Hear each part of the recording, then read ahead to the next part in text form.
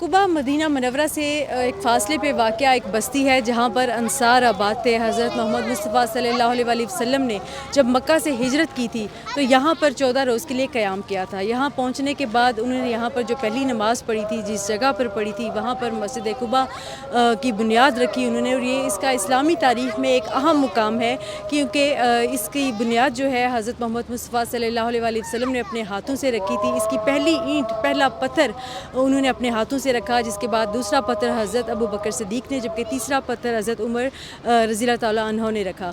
यहाँ पर उन्होंने नमाज़ पढ़ी और इसके बाद ये मदीना मुनव्वरा से तकरीबन 5 किलोमीटर के वाक़े पे आबाद है, यहाँ पर वाक़या है। और यहाँ पर जो उम्रा ज़ायरीन आते हैं मक्का से और फिर मदीना मुनव्वरा आते हैं, वो मस्जिद कुबा में जाकर नमाज़ पढ़ने की सआदत हासिल करते हैं।